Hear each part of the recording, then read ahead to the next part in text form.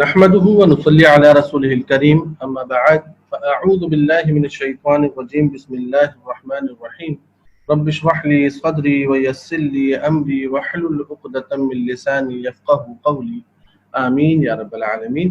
السلام علیکم ورحمۃ اللہ وبرکاتہ. آج سے انشاءاللہ ہم علم تجوید کے عنوان سے کلاسز کا آغاز کرنے جا رہے ہیں. درود شریف پڑھ لیجیے اور میں تھوڑا تھوڑا حصہ پڑھتا جاؤں گا. طلباء و طالبات سے گزارش ہوگی کہ وہ بھی ساتھ ساتھ دہراتے جائیں. اللہم صلی علی سیدنا محمد النبی الامی وعلی آلہ وصحبہ وبارک وسلم. رب یسر ولا تعسر وتمم بالخير وبك نستعين يا فتاح يا عليم.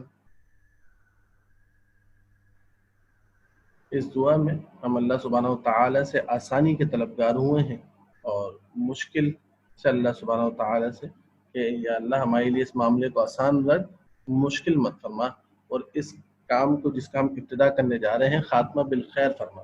اور اس سلسلے میں ہم تجھی سے مدد طلب کرتے ہیں. اللہم وفقنا ان نتلو القرآن کما حقہ. اے پروردگار، ہمیں توفیق عطا فرما کہ ہم قرآن کی تلاوت اس انداز میں کر سکیں جیسا کہ اس کا حق ہے. اللہم وفقنا ان نتغنى بالقرآن. اے اللہ، ہمیں توفیق عطا فرما کہ ہم قرآن کو خوش الحانی کے ساتھ پڑھ سکیں. اللہم وفقنا ان نزین القرآن باصواتنا. اے پروردگار، ہمیں توفیق عطا فرما کہ ہم قرآن کو اپنی آوازوں سے اور اپنی آوازوں کو قرآن کے ذریعے سے مزین کر سکیں. رب زدنی علما. اے میرے رب، بڑھا دے مجھے با اعتبار علم. رب زدنی علما. رب زدنی علما. یہ ہمارے اسلاف کا بڑوں کا طریقہ ہے کہ اپنے اسباب کی ابتدا دعا کے ذریعے سے کیا کرتے ہیں. اللہ سبحانہ و تعالی ہماری دعاؤں کو اپنی بارگاہ میں قبول فرمائے اور ہمارے معاملات کو ہمارے لیے آسان فرما دے. تجوید کی اہمیت و ضرورت. قرآن میں صحابہ کا ایک وصف بیان ہوا ہے: الذین آتیناہم الکتاب یتلونہ حق تلاوتہ. جن لوگوں کو ہم نے کتاب عطا کی وہ اس کی تلاوت ایسے کرتے ہیں کہ جیسا اس کا حق ہے. اور قرآن کا حکم ہے وَرَتِّلِ الْقُرْآنَ تَرْتِيلًا. قرآن کو ترتیل کے ساتھ پڑھا جائے. جب ترتیل کے متعلق حضرت علی رضی اللہ عنہ سے سوال کیا گیا تو آپ نے فرمایا هو تجوید الحروف ومعرفت الوقوف. حروف کو عمدہ طریقے سے، اچھے طریقے سے، درست طریقے سے، بہترین طریقے سے ادا کرنا اور وقوف کو جاننا تاکہ ان کا اہتمام کیا جا سکے.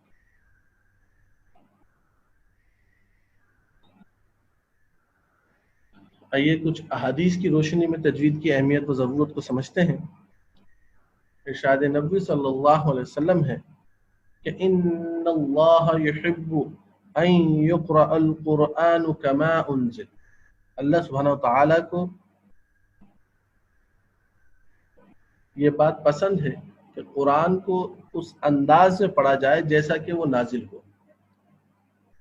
یعنی جیسے کہ حضور اکرم صلی اللہ علیہ وآلہ وسلم کے قلب اطہر پر قرآن کا نزول ہوا اور آپ صلی اللہ علیہ وآلہ وسلم نے اپنے جماعت صحابہ کو جیسے قرآن پڑھنا سکھایا، جیسے کہ اللہ کے رسول صلی اللہ علیہ وسلم نے قرآن کی تعلیم دی، اللہ سبحانہ و تعالیٰ کو یہی بات محبوب ہے، پسندیدہ ہے کہ قرآن کو اسی انداز میں پڑھا جائے جیسے کہ اللہ کے رسول صلی اللہ علیہ وسلم نے پڑھ کر امت کو بتایا اور سکھلایا۔ اقرأ القرآن بلحون العرب واصواتها، اللہ کے رسول صلی اللہ علیہ وسلم نے ایک اور موقع پر فرمایا کہ قرآن کو عرب لب و لہجے اور ان کی آوازوں کے انداز میں پڑھو۔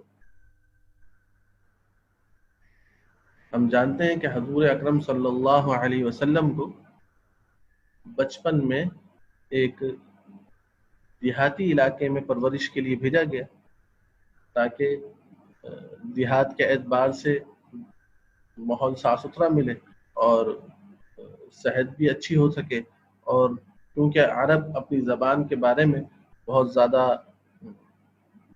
فکرمند ہوا کرتے تھے اور اس کا بہت زیادہ اہتمام کیا کرتے تھے، خود کو عرب اور جو غیر عرب تھے ان کو عجمی یعنی گونگا کہا کرتے تھے، تو زبان کے معاملے میں ان کی بہت احتیاط برتی جاتی تھی تاکہ اس دیہات میں جا کے بچہ اچھے اور پختہ انداز میں عربی کی ادائیگی کو سیکھ سکے۔